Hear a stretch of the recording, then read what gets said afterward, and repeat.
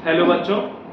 तो आज हम लोग स्टार्ट करने जा रहे हैं सोशल क्लास 10 और उसका सिविक्स का फर्स्ट चैप्टर पावर शेयरिंग। तो हम लोग अभी आगे एक एक करके और कई सारी वीडियोस को देखेंगे। तो सबसे पहले हम लोग स्टार्ट करते हैं पावर शेयरिंग। पावर शेयरिंग में हम लोग दो कंट्रीज़ की पावर्स के बारे में पढ़ेंगे। एक तो हमारा बेल्जियम है और दूसरा है हमारा श्रीलंका। तो कोई भी कंट्री की डेमोक्रेसी जब तक पूरी अच्छे तरीके से नहीं चल सकती जब तक हम पावर का डिवीज़न नहीं करते थे। पावर भी कैसे डिवाइड हो, लेजिस्लेचर, एग्जीक्यूटिव और जुडिशियरी। तो वहाँ पे ये सारी चीज़ें थी। कहाँ पे? बेल्जियम। तो हम बेल्जियम का पहले स्ट्रक्चर समझते हैं किस तरीके से था। तो बेल्जियम अगर हम देखें, अगर हम पूरी कंट्री की बात करें तो वहाँ पे 59% पीपल ऐसे थे जो फ्रेंच स्पीकिंग डच स्पीकिंग थे और 40% ऐसे लोग थे जो फ्रेंच स्पीकिंग थे और ओनली 1% ऐसे लोग थे जो कि सिर्फ जर्मन बोलते थे। ये तो पूरे कंट्री की बात हो गई। जस्ट इसका अपोजिट था वहाँ की कैपिटल सिटी में। कैपिटल सिटी बेल्जियम की कैपिटल क्या है? ब्रुसेल्स। ब्रुसेल्स की कैपिटल सिटी के जस्ट अपोजिट था यहाँ पे 80% में फ्रेंच स्पीकिंग पीपल थे और 20% में डच। तो अगर हम पूरी कंट्री का देखें तो यहाँ पे मेजॉरिटी में हमें डच कम्युनिटी दिखेगी या डच स्पीकिंग पीपल दिखेंगे और यहाँ पे अगर हम सिर्फ ब्रुसेल्स में देखेंगे तो फ्रेंच स्पीकिंग पीपल है जो कि मेजॉरिटी में। अब ये बात तो यहीं पे खत्म करते हैं। अब हम देखते हैं कि यहाँ पे कोई एक दूसरे से कॉन्फ्लिक्ट ना हो, कोई सिविल वॉर की सिचुएशन ना है। तो उसके लिए हम क्या कर सकते हैं?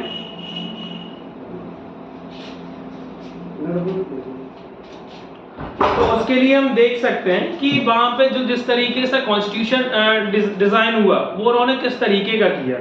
तो कुछ वहां पे पॉइंट्स हैं जो हमें समझने पड़ेंगे किस तरीके से डिवीजन किया। जैसे पहला पॉइंट है, वहां का कॉन्स्टिट्यूशन क्या कहता है? Constitution prescribes that the number of Dutch and French speaking ministers shall be equal in central government. भाई कोई कॉन्फ्लिक्ट कब होगा? जब किसी एक कम्युनिटी के लोग या एक कोई लैंग्वेज बोलने वाले लोग ज्यादा होंगे। तो ऐसा यहाँ पे सीन नहीं किया इन्होंने। यहाँ पे क्या किया कि जो डच बोलते थे और फ्रेंच बोलते थे दोनों के मिनिस्टर, दोनों लैंग्वेज स्पीकिंग पीपल जो भी होंगे, जो मिनिस्टर्स होंगे वो सेंट्रल गवर्नमेंट में कैसे होंगे? इक्वल। जैसे एग्जांपल, अगर वहां पे 10 मिनिस्टर्स बनाए तो 10 में 5 मिनिस्टर्स फ्रेंच स्पीकिंग पीपल के हो जाएंगे और 5 किसके हो जाएंगे? आपके डच स्पीकिंग। तो अब कोई कॉन्फ्लिक्ट रह ही नहीं जाएगा। अगर इनके राइट्स की कोई बात आएगी तो ये खुद है और इनके राइट्स की अगर कोई बात आती है तो ये खुद हो जाएंगे वहां पे। दूसरा उन्होंने पॉइंट लिया द स्टेट गवर्नमेंट, क्योंकि स्टेट का मैटर ऐसा था, जैसे कैपिटल सिटी की बात करें हम लोग ब्रुसेल्स की, तो यहाँ पे जस्ट अपोजिट था। तो यहाँ के लिए उन्होंने इस तरीके से किया the state government is not subordinate to the central government. कभी कभार क्या हो जाता है कि पॉलिटिकल पार्टीज इस तरीके से लॉ लेके आती हैं कि स्टेट को मानने पड़ते हैं, स्टेट को मानने पड़ते। जैसे इंडिया में 3 तरीके से इस पावर को डिवाइड किया, जैसे लिस्ट बना दी, एक यूनियन लिस्ट, दूसरा स्टेट लिस्ट और तीसरा कॉन्करेंट लिस्ट। तो स्टेट लिस्ट में वो सारे डिपार्टमेंट जो स्टेट गवर्नमेंट जिस पे लॉ बना सके, ऐसे यूनियन में जितने भी ऐसे डिपार्टमेंट जिस पे सीधे सीधे सेंट्रल गवर्नमेंट लॉ बना सके, और जो हमारा तीसरा था उस पर हम दोनों लोग या दोनों तरीके से दोनों लोग जिसमें सहमति बनाना उस तरीके के लॉ बनाते थे। ठीक है, तो ये हो गई स्टेट की बात। और तीसरा जो पॉइंट आता सिर्फ और सिर्फ कैपिटल सिटी के बारे में, ये पूछा भी जाता कई बार, एक नंबर में इससे क्वेश्चन आ जाता कि Brussels has a separate government. Brussels में क्या करती है? एक सेपरेट गवर्नमेंट बना दी। जैसे आपकी कैपिटल सिटी है दिल्ली में एक सेपरेट गवर्नमेंट बना के दी उन्होंने। तो Brussels has a separate government in which both Dutch and French speaking people have equal representation. अब यहाँ पे क्या होगा कि जो भी रिप्रेजेंटेटिव्स होंगे, जैसे आपके यहाँ एमएलए बनते हैं, एमपीज बनते हैं, तो ऐसी जहां उसके जो रिप्रेजेंटेटिव्स होंगे उसकी कैसी सिचुएशन होगी? वो इक्वल होंगे। जैसे अगर 100 है, हम मान के चलें टोटल नंबर कितने रिप्रेजेंटेटिव के, कितने 100, तो यहाँ पे 50 कैसे हो जाएंगे? डच और 50 फ्रेंच स्पीकिंग पीपल। दिख रहा होगा? नहीं दिखे तो हम बताते जा रहे हैं। अच्छा, ये कोई बहुत बड़ी कंट्री थी नहीं। कंट्री ज्यादा से ज्यादा अगर हम इसको देखें तो it is smaller than the state of Haryana. हमारा हरियाणा काफी छोटा है, ये उससे भी छोटा था। और इसके यहाँ पे जो बॉर्डर्स लगते थे, क्योंकि बॉर्डर्स के लिए भी कभी कभार एक नंबर में क्वेश्चन पूछ दिया जाता है कि इसके बॉर्डर्स कौन कौन सी कंट्रीज के साथ थे। तो बॉर्डर के लिए हम लोग लिख देंगे Netherland, France and Germany, Luxembourg. ये कुछ ऐसी कंट्रीज थी। और भी कुछ सारे जो फीचर्स लिए थे यहाँ के कॉन्स्टिट्यूशन में डिजाइन करते टाइम, जैसे Belgium leaders realise that the unity is possible by respecting the feelings and interest of everyone. भाई बिल्कुल सही चीज है कि अगर हम लोग इनको ना छेड़ें और ये लोग इनको ना छेड़ें तो कोई कॉन्फ्लिक्ट होना ही नहीं है। तो हम लोग एक दूसरे के इंटरेस्ट, एक दूसरे की फीलिंग को साथ में लेके चले। और जब क्योंकि जस्ट अपोजिट हो रखा था कि वहां पे ब्रसेल्स में अगर ये लोग कोई एक पर्टिकुलर कम्युनल गवर्नमेंट बनाते तो इनको वहां पे दिक्कत हो सकती थी और अच्छी खासी दिक्कत हो सकती थी। तो हम लोग ऐसे ही नेक्स्ट पार्ट में डिस्कस करेंगे। ऐसी अभी आप इसका स्क्रीनशॉट ले लें। अभी हम लोग आगे इसका डिस्कस करेंगे श्रीलंका, क्योंकि वहां पे श्रीलंका की क्या सिचुएशन थी हम दोनों को समझेंगे अच्छे से। फिर आप लोग कमेंट सेक्शन में जाके ये बताएंगे कि कौन सा आपको जो पावर शेयरिंग का तरीका है वो आपको अच्छा लगा या किस तरीके का जो कॉन्स्टिट्यूशन है आपको वो अच्छा लगा। तो आप इसका स्क्रीनशॉट ले लें, नोट्स बना लें। इसी तरीके से हम लोग आगे अभी श्रीलंका का समझेंगे। ठीक है, इसको स्क्रीनशॉट ले लें आप लोग। चलो बच्चों, तो आपने ये देखा होगा कि हम लोग अभी लास्ट में डिस्कस करके आए कि पावर इस तरीके से डिवाइड की गई, जैसे कि दो कम्युनिटी या ज्यादा से जो भी कम्युनिटी है, खासकर जहाँ पे डाइवर्सिटी है, उनमें कोई आपस में स्ट्रगल ना हो, कोई कॉन्फ्लिक्ट ना हो। तो हमने अभी तक जो पावर जो हमने बात करी, हमने श्रीलंका की बात समझी। अब सेम आपके पास दूसरी कंट्री का एग्जाम्पल दे रहे हैं। तो इसमें जो पावर का डिवीजन है वो लैंग्वेज के बेसिस से किया गया है। तो जो श्रीलंका का अगर हम समझेंगे तो श्रीलंका में तीन कम्युनिटी के लोग रहते थे, एक सिन्हाला, दूसरा तमिल, तीसरे क्रिश्चियंस। जो सिन्हाला थे वहां पे कितने थे? 74%, और तमिल थे 18% और क्रिश्चियंस थे 8%। अब सिन्हाला कम्युनिटी में ज्यादा से ज्यादा लोग क्या थे? बुद्धिज्म को फॉलो करते थे। अब बात आती तमिल की। तमिल में हिंदूज भी थे और मुस्लिम्स भी थे। अब तमिल में भी दो कैटेगरी, 13% जो तमिल्स थे वो श्रीलंकन तमिल थे और वहीं पे 5% थे वो इंडियन तमिल थे।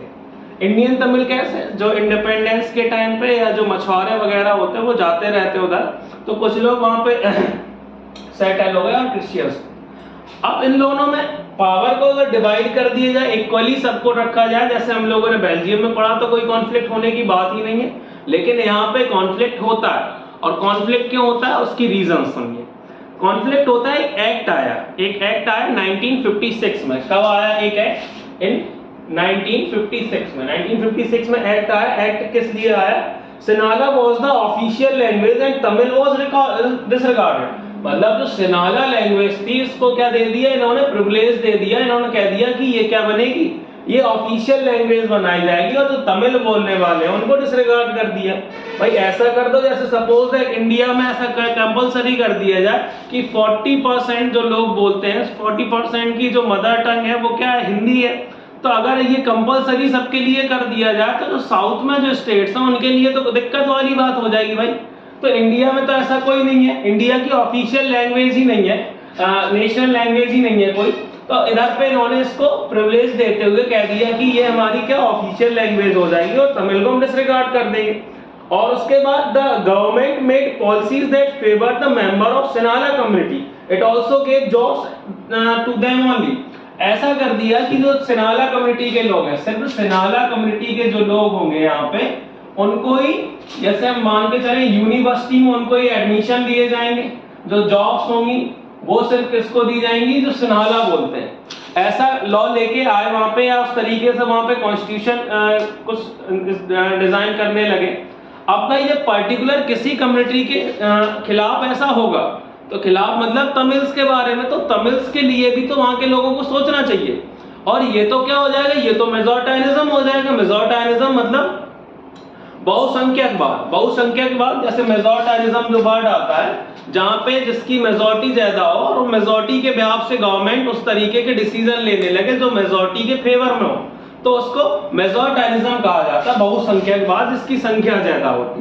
तो भाई संख्या में तो कोई कमी थी नहीं, 74% थे। तो ये सारी चीजें जब हुई तो तमिल को गुस्सा आएगा। कोई भी हो, जैसे आपको सपोज दैट क्लास में बैठे हो, आप कोई टीचर है वो जबरदस्ती कहने लगे कि आप तमिल बोलेंगे आज से, वरना हमसे कुछ और बात बोलना नहीं। भाई हमें तमिल आती नहीं है, हम बोलेंगे कैसे? तो Tamils protested when they realised that they were being discriminated. जब डिस्क्रिमिनेशन, क्योंकि डिस्क्रिमिनेशन तो हो ही रहा था, जो जॉब थी वो किसके लिए थी? सिर्फ सिन्हाला के लिए थी। यूनिवर्सिटीज में एडमिशन किसको मिलते थे? सिर्फ सिन्हाला कम्युनिटी के लोगों को। तो उनको तो दिक्कत होनी थी। This rules converted into civil war. ऐसे जब कोई कानून आते हैं तो सिविल वॉर, अच्छा दो तरीके के वॉर आपने सुने होंगे, एक तो वर्ल्ड वॉर एक आपने सुना होगा वर्ल्ड वॉर, दूसरा हमने अभी आपको बताया सिविल वॉर। वर्ल्ड वॉर होता है कि दो कंट्रीज या दो से ज्यादा कंट्रीज आपस में लड़ रही हो। सिविल वॉर मतलब गृह युद्ध, जैसे आपके ही कंट्री के अंदर के ही लोग आपस में लड़ने लगे, हिंदू मुसलमान से लड़ने लगे, मुसलमान हिंदू से लड़ने लगे, लेकिन हम लोग अच्छे बच्चे हैं, ऐसा नहीं करते। तो सिविल वॉर मतलब गृह युद्ध, आपस में लोग कॉन्फ्लिक्ट करने लगे, लड़ने लगे। मैनी तमिल्स डाइड, इसमें क्या हुआ कि कई सारे तमिल्स, भाई ऐसा नहीं होता कि जैसे सपोज दैट हम किसी से लड़े तो सिर्फ हम ही उसको मारेंगे, वो भी हमें मारेगा, ऐसा कंपलसरी नहीं हो कि कोई पर्टिकुलर कम्युनिटी को ही नुकसान पहुंचे। तो many Tamils died and were forced to leave the nation and the citizenship, जो उनकी नागरिकता थी वो भी छीनी जाने लगी, जो लोग खिलाफत कर रहे थे इस चीज के बारे में। To them denied by new laws, जो लोग इसके खिलाफ थे। The civil war affected social, कोई भी कंट्री में सिविल वॉर होता है, वहां की इकोनॉमी, वहां की सोशली जो एक होता है ना भाईचारा, वो इन पे अफेक्ट पड़ता है। एक दूसरे को गलत निगाह से देखने लगे, एक दूसरे को लगा कि हमें ये मिल जाए, इनको बहुत मारेंगे, पटक के मारेंगे, इस तरीके से बात होने लगी। अगर यहीं पे ये लोग इस तरीके का कॉन्स्टिट्यूशन या इस तरीके के लॉ लेके ना आते तो क्या होता, सबको इक्वली ट्रीट किया जाता और सबको अपनी बात रखने का मौका मिलता। इनके लिए इनको भी पढ़ने का मौका मिलता, जो हमारे तमिल्स हैं, जो तमिल्स हैं इनको भी पढ़ने का मौका मिलता, वो कोई भी है, चाहे इंडियन तमिल्स हो। अब ये क्या थे, जो क्रिश्चियंस थे वो वहां पे साइलेंट मोड में रहे, बोले जो भी फेवर है, जो जिसके फेवर करेंगे हम लोग, बाद में जो जीतता हुआ दिख रहा होगा तो ये शांत रहे। लेकिन ऐसा नहीं है, इनको भी अपनी बात रखनी चाहिए थी और कॉन्फ्लिक्ट काफी ज्यादा बढ़ता हुआ चला गया। ऐसा वहां पे इन्हें नहीं करना चाहिए था, अभी भी हम कहेंगे। और जबकि श्रीलंका को इंडिपेंडेंस अपने ही बाद मिल गई थी, श्रीलंका को जो इंडिपेंडेंस मिली थी वो 1948 में मिल गई थी, लेकिन उसके बाद इस तरीके से कोई देश जब आजाद होता है तो कॉन्फ्लिक्ट के मामले में नहीं रहता, न इस तरीके की सिचुएशंस पैदा करने देता है। तो चलो आप लोग देखो, इतना देख लिया, इसके बाद हम लोग मिलते हैं नेक्स्ट वीडियो में इसी चैप्टर की, इसी का सेकेंड पार्ट हम देंगे, तो उसमें हम इस चैप्टर को फिनिश कर लेंगे। ज्यादा बड़ा चैप्टर नहीं है, छोटा सा चैप्टर है।